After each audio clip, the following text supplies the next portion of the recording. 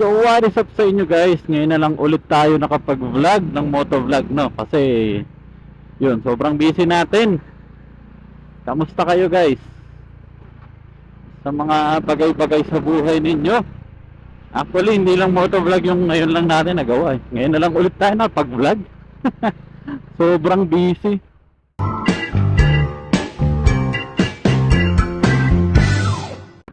Pasok na naman tayo guys sa trabaho, no? Ngayon pala guys ay transport strike ng mga kasama nating jeepney drivers, no? Kaya yung kalsada, na-expect ko medyo maluwag. Doon sa mga nadaanan ko naman na medyo maluwag-luwag na. Kagaya dito, maluwag din ngayon dito sa may Katipunan or SB Road, no? Kasi nga kakaunti lang yung mga jeepney mga biyahe. Uy, kamukha ni Pablo. Ito guys yung asong kamukha ni Pablo. Itim din. Pero si Pablo kasi ay American Labrador Retriever. Yung kanya naman ay English Labrador Retriever, no? Kaya medyo may pagkakaiba sila pero kamukha pa rin ni Pablo, para silang negro, no? Kanina pa hindi ma-traffic guys, pero yung mga sasakyan sa unahan ko, ang babagal guys, no? Parang tinatamad pumasok, parang ganun, no? No, kagaya nito. Puro ganito yung mga nakakasalubong ko guys, eh, oh. Yung parang sila mabagal, tapos hindi mo masingitan. Parang may problema ka. Opya. Ikaw muna bago tingin. Ang galing! Ang galing! Grabe rin yung init ngayon, no guys. Kahapon, April, ano bang day kahapon? April 14? 14 ba kahapon? Ay, hindi, 15 pala guys. Grabe yung heat index dito sa lugar namin, no?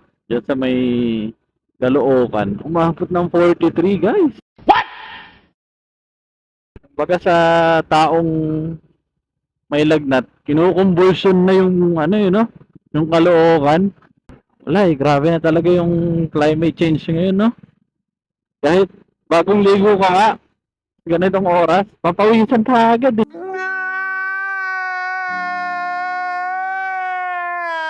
After nitong sobrang init guys, sobrang lakas din ng mga ulan na ito, expected na yan, no? Pagkatapos ng matinding init, mga tagtuyot, tagbaha naman tayo guys. Kaya tuloy sa sobrang init ngayon, no guys, nakakatamad bumiyahe. Pero meron namang iba, ang dahilan na lang kaya bumabasok sa trabaho yung aircon, no? Para malamigan. Ang galing! Ang galing! Parang totoo naman guys na konti lang ang bumabiyahe na jeep. May pa ilan-ilan pero hindi ganun kadami, no? Kasama kasi itong Novaliches to Bonifacio, Balintawak yung doon sa mga jeep na nag-transport strike, no? Siyempre kawawa din yung mga kasama nating commuter, no? Hirap sumakay. Yung iba pipilitan mag-grab o di kaya mag-angkas na di hamak na mas mahal yung pamasahe kumpara sa kung mag-jeep lang sila, no?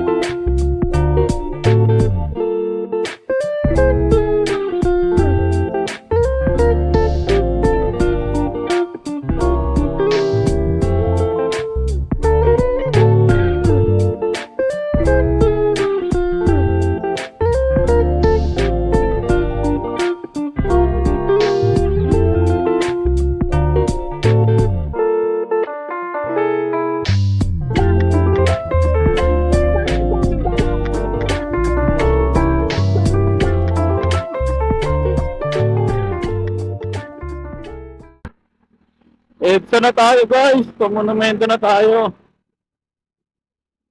Medyo malapit-lapit na tayo sa katotohanan. Malapit-lapit na rin tayong malate. Na natin medyo bilis-bilisan para hindi tayo malate. Sayang naman yung biyahe natin kung malilate tayo, no? Di totoo yan.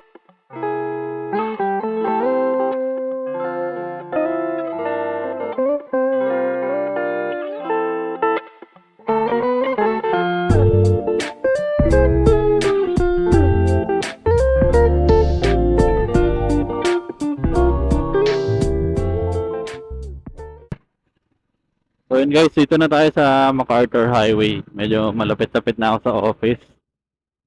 Konting kembot na lang.